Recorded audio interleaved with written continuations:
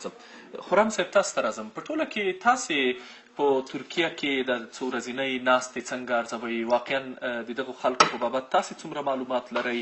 دوی ځانونه د ټولو طالبانو په اصطلاح په استازیتوب معرفي کوي، اما د طالبانو ویان ښاغلی ذبیح الله مجاهد دوی خپل استازي نه ګڼي، د قطر دفتر دوی خپل استازي نه ګڼي. همدارنګه د حکومت یا د سولې علي شورا لخوا چې څوک تللي دي هغوی دې خواته حکومت او د سولې علي شورا خپل استازي نه ګڼي. د تاسې په نظر څه روان دي؟ دا څه معنا درلودلی شي؟ بسم الله الرحمن الرحیم. پټان صاحب زه خپل سلامونه او نیک هیلې تاسو ستاسو قدرمن میلمه او د ژوندون نړیوال تلویزیون لیدونکو ته وړاندې کوم. السلام علیکم ورحمت الله وبرکاتو. سوله یو داسې خوږ نوم ده چې قرآن کریم کې یادونه سوې ده او دا د افغانانو د ټولې نړۍ د مسلمانانو او همدارنګه د غیر مسلمانانو یو لویه هیله ده چې همیشه په سوله او په سوکالۍ کې ژوند ولري او تل سوله ییز ژوند ولري. او تر ټولو زیات افغانان د سولې ډېر تږي دي، ځکه دا 40 کاله چې موږ ګورو په افغانستان کې جګړه، ناخوالې او دا کومې بدبختۍ چې موږ وینو دا ټول افغانان نور د پښو لوولي دي او دوی غواړي چې په یو نوعه باندې په یو طریقه باندې سولې ته ورسیږي. د افغانانو د دې سولې له هیلې نه او د دې سولې له دې غوښتنې نه تل غلطه استفاده سوې ده او خلکو یا د سیمې هیوادونو یا د نړیوالو هیوادونو دا سوله په هر وخت هر ځل یې سبوتاژ کړي او په یوه طریقه یې د سولې په وړاندې خنډونه جوړ کړي. ګورئ که موږ تاسې وګورو لږ به موږ وړاندې لاړ شو.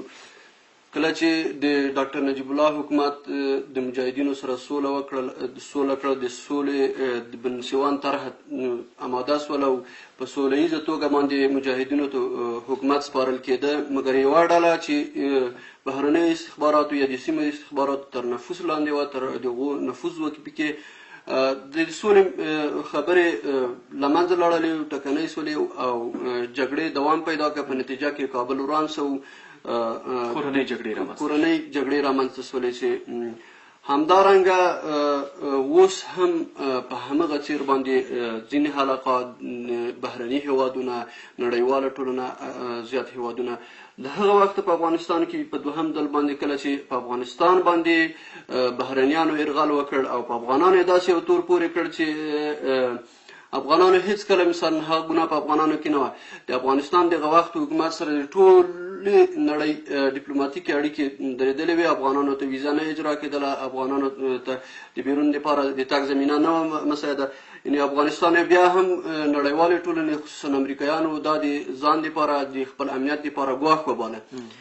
خو په حقیقت کې دا نه وه، ځکه که چیرې افغانانو له ادرس نه امریکا ګواښل کېدله د یو بل قوي هیواد لاس په پکې وه. خو امریکایانو د دې په ځای باندې چې هغه قوي هیواد سره خپل مشکل حل کړه او راغلل افغانستان کې یو ځل بیا جګړه په مخ بوتلله او یو ځل بیا جګړې اور دلته تیز کړ. دا دوهم د سولې د پروسې یا د سوله ییز افغانستان یا د افغانانو هغه کومې هیلې چې وې د سولې لپاره دا بیا یو ځل بیا د امریکایانو لخوا سبوتاژ سولې. اوس کله چې په افغانستان کې د امریکایانو حضور دا تقریبا 18 کلن څه او په افغانستان کې د دوی حضور دا تقریبا 18 کال وتل، جګړه نه ده چې په افغانستان کې درېدلې نه ده، جګړه زیاته سوله. که څه هم امریکایان د سوله ساتو ځواکونو په نوم باندې راغلي وو او دلته ځانونه سوله ساتي ځواکونه ګڼل، خو په افغانستان کې د دوی جګړه ورځ تر بله زیاتېږي او جګړه پیچلې کېږي، افغانان وژل کېږي، افغانان بندیانېږي، دا نه معلومیږي چې څوک ګناهګار ده او بې ګناه او ګناهګار ټول وژل کېږي. عمده عمومي علت یې دا ده چې په افغانستان کې د سولې دپاره که نړیواله ټولنه ده که افغان حکومت ده په حقیقي توګه کار نه کوي. کله موږ ولیدله چې په 79 کال کې کله چې په 79 کال کې د سولې شورا لومړنی رئیس برهان الدین رباني پاکستان ته لاړه، د سولې خبرې یو څه نتیجه ورکړله، مګر بیا هم سبوتاژ سولې موږ تاسې ولیدلې. همدارنګه د کانګرس غړي چې راغله کرزي سره یې ولیدل په 80 کال کې چې موږ به نور د سولې دپاره کار کوو او موږ به افغانستان کې سوله راولو. بیا هم کله چې هغه خبرې وې دلته صرف شعار په نامه باندې د شعار لاندې پاتې شولې او صرف یو شعار و او په حقیقت کې پلې نه شولې. همدارنګه نن چې په ترکیه کې کومې غونډې کېږي دا صرف یوازې تر شعاره پورې محدودې دي. دلته ګټې دي، دلته د هېوادونو ګټې دي. ګورئ دلته د افغانستان په حکومت کې کوم کړۍ کوم حلقات چې دي سهم لري د هغو ګټې دي کې یو وړ اقلیت راغلی دی دلته اکثریت خوري. که چیرې په افغانستان کې سوله راشي یا په افغانستان کې د رښتیا په حقیقي توګه سولې ته کار وشي د دوی دغه ګټې د خطر سره مخامخ کیږي. همدغه لاملونه چې افغانستان کې سوله نه راځي، افغانستان کې د جګړې د دوام دوه لوی لامل دي. ما تل همیشه ویلي دي چې که چیرې دغه د جګړې دوه عامل له منځه یوړل شي په افغانستان کې حتما سوله راځي. بغیر دغو عاملونو یو دا چې په افغانستان کې د امریکا شتون د جګړې تر ټولو ستر عامل ده. تر کوم وخته چې امریکایان په افغانستان کې زه فکر نه کوم چې داسې یو نظام ته د کار وکړه چې افغانستان کې یو قوي نظام دې رامنځته کړه او یا دوی وغواړي چې افغانستان د یو قوي نظام ولري. ځکه بل افغانستان حکومت قوي شي خو امریکایان نه غواړي، نور ورته وایي چې ځه خپل کور ته دې ځه، نور موږ په ځان بسیا یو او هر څه ستونزه خپل حل کولی شي. دوهم غټ لامل چې دا کورنۍ لامل دی په افغانستان کې د جګړې. ما مخکې هم درته ویلې چې ډېر یو وړ اقلیت د اکثریت حق خوري. ډېره بخښنه غواړم په همدې دوه عواملو زه غواړم چې تبصره ولرم. ګورئ خرم صاحب، د امریکایانو راتګ او یا دلته پاتې کېدو ته چا زمینه برابره کړې او څوک زمینه ورته برابروي؟ امریکایان وایي چې تر څو چې طالبانو د جګړې نه لاس نه وي اخیستی موږ به په افغانستان کې حضور لرو، د افغانستان د حکومت تر شا به ولاړ یو. او طالبان وایي چې تر څو چې امریکایان په بشپړه توګه نه وي وتلي موږ سولې ته غاړه نه ږدو. اوس فکر نه کوئ چې دلته یو بل ته مشروعیت وربخلی ده؟ بله خبره دا چې تاسو ویلي چې یو شمېر کړۍ افراد اشخاص یا ځینې اقلیتونه دي چې دلته په جګړه کې خپله ګټه ګوري. دا خو به ډېر کم افراد اشخاص وي، ټول حکومت خو به داسې افراد اشخاص نه تشکیلوي، ټول افغانستان خو به داسې افراد اشخاص نه تشکیلوي.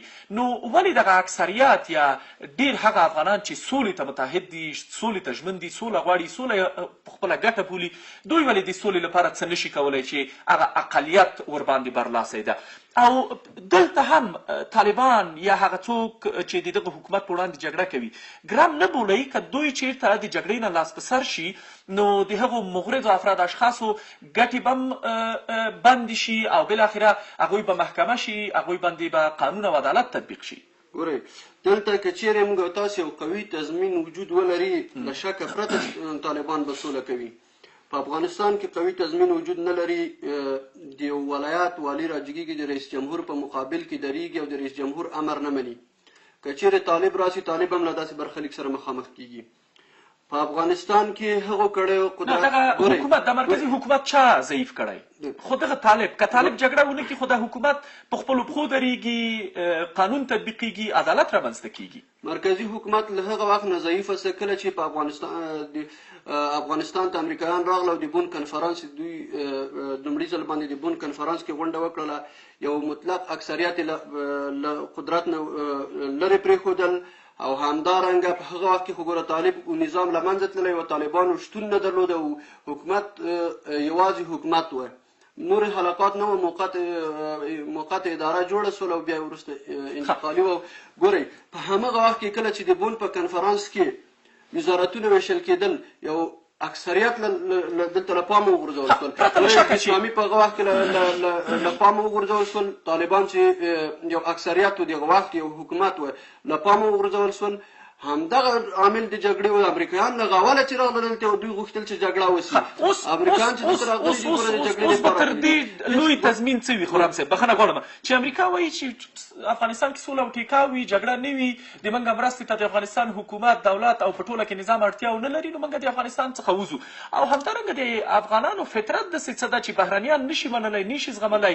خو اوس د طالب یا د دغې جګړې ویره او ستونزه او مشکل ده چې دغه بهرنیان یې دلته زغملي دي او منلي دي. بهرنیان دلته په خپله خوښه راغلي دي، که څه هم د موږ ځینې حلقات د موږ ځینې افغانانو سره ملاتړي وو او د هغو په ټانګو باندې سپاره دلته راغلل، قدرت ته ورسېدل. خو د امریکایانو راتګ دلته په خپل سر و.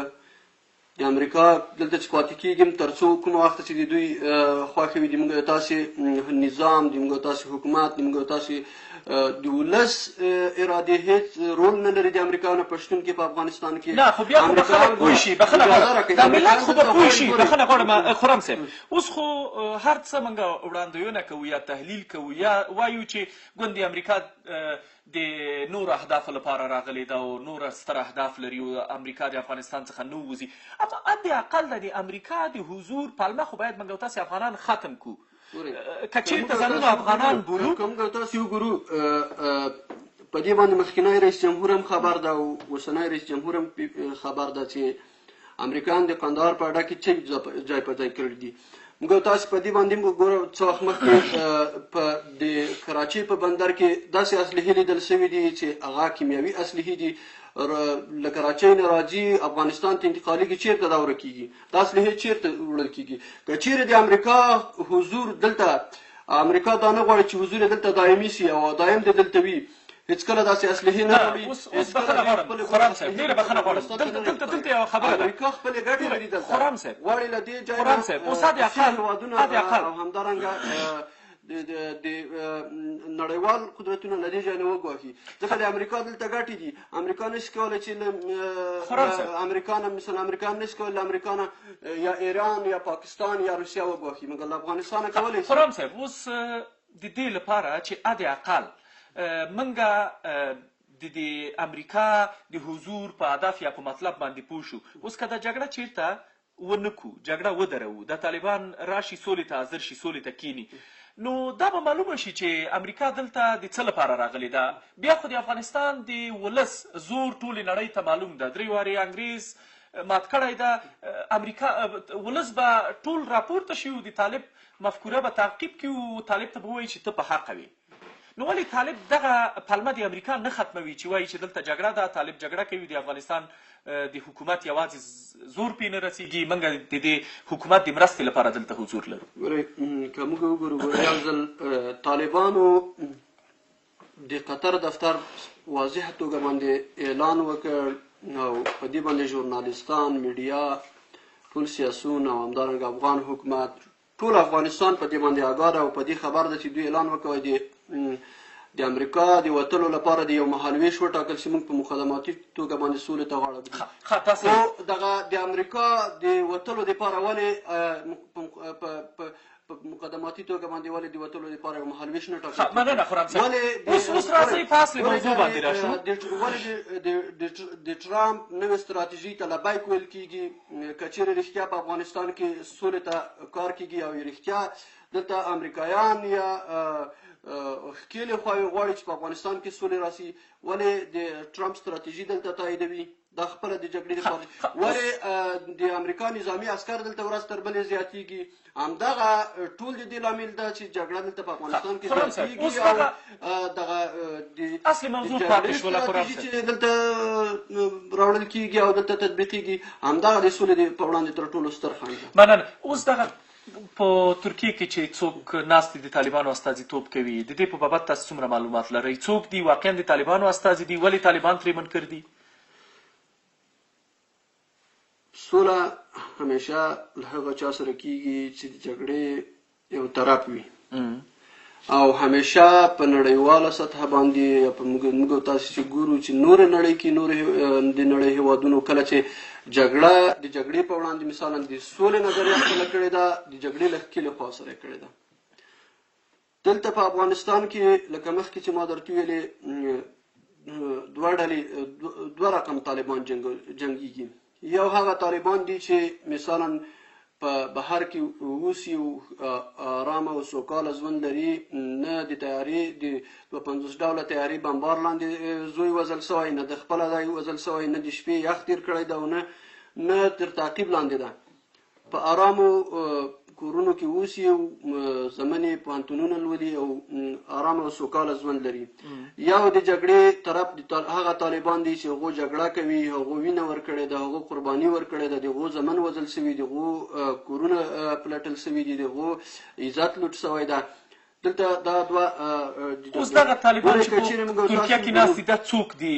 د سکلانډه کې زه هاشمي صاحب ته راګرځم وخت مو تاسو ولیدل چې دغه هغه کسانو چې موږ تاسو ګوره مخکې موږ تاسو د افغان په توګه او د دې ولس او تر کوم ځای چې موږ د طالبانو په اړه باندې معلومات لرو، موږ دا کسان لومړنی ځل ده چې موږ په اړه باندې اورو په میډیا کې، او دا لومړنی ځل ده چې موږ د دوی له نومو سره اشنا کیږو.